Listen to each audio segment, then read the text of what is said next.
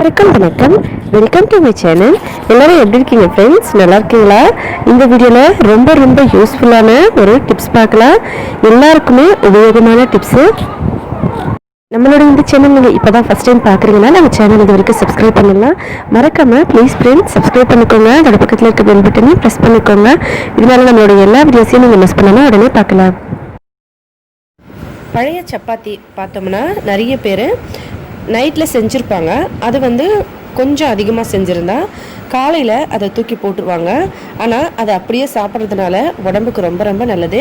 இப்போ நம்ம நைட்டில் செஞ்சு வச்சுட்டு காலையில் சாப்பிட்றதும் சரி, இல்லை காலையில் செஞ்சு வச்சுட்டு மத்தியான டைம்லேயோ இல்லை சாயங்கால டைமில் டிஃபன், அதாவது ஒரு ஸ்நாக்ஸ் மாதிரி சாப்பிட்றதும் சரி, உடம்புக்கு ரொம்ப நல்லது ஃப்ரெண்ட்ஸ்.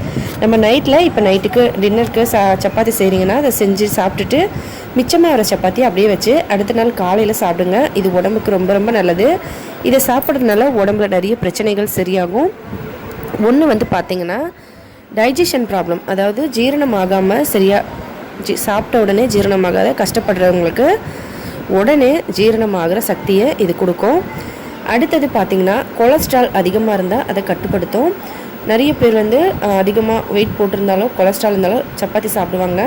ஆனால் உடனே செஞ்சு சாப்பிட்றத விட அடுத்த நாள் காலையில் நீங்கள் வச்சு சாப்பிட்டிங்கன்னா அது ரொம்பவே ஈஸியாக உங்களுக்கு கொலஸ்ட்ராலை கம்மி பண்ணும். அடுத்தது பார்த்திங்கன்னா டயபெட்டிஸ் ப்ராப்ளம் யாருக்கெல்லாம் இருக்கோ அவங்க சாப்பிட்டா டயபெட்டிக்ஸ் சரியாயிடும்.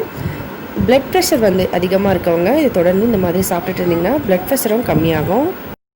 இந்த மாதிரியான நிறைய பிரச்சனைகளை நம்ம சரி செய்யலாம். பொதுவாகவே நம்ம உடனே செஞ்சு சாப்பிட்றத சப்பாத்தி சாப்பிடுவோம். சப்பாத்தி உடம்புக்கு ரொம்ப நல்லது. ஆனால் நம்ம வச்சுட்டு அது அடுத்த நாள், அதாவது பழைய சப்பாத்தி சாப்பிட்றது உடம்புக்கு ரொம்ப நல்லது. இதை எப்படி சாப்பிட்றதுன்னு சொல்லி நம்ம சேனலில் ஏற்கனவே நிறைய வீடியோஸ் நம்ம சப்பாத்தியை வச்சு செஞ்சு போட்டிருக்கோம், நீங்கள் பார்த்துருப்பீங்க.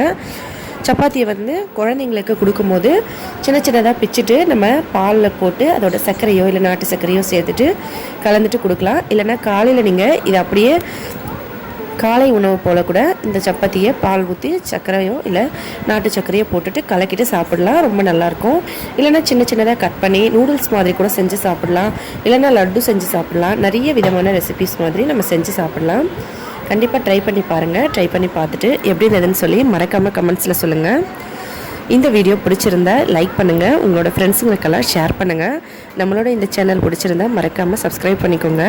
மேலும் இதே போல் இன்னும் பல புதுவிதமான வீடியோஸ் எல்லாம் பார்க்குறதுக்காக ஹெல்த்தியான சமையலாக வீட்லேயே சமைச்சு சாப்பிட்டு ஹெல்த்தியாகவும் சந்தோஷமாக இருங்க. நன்றி, வணக்கம்.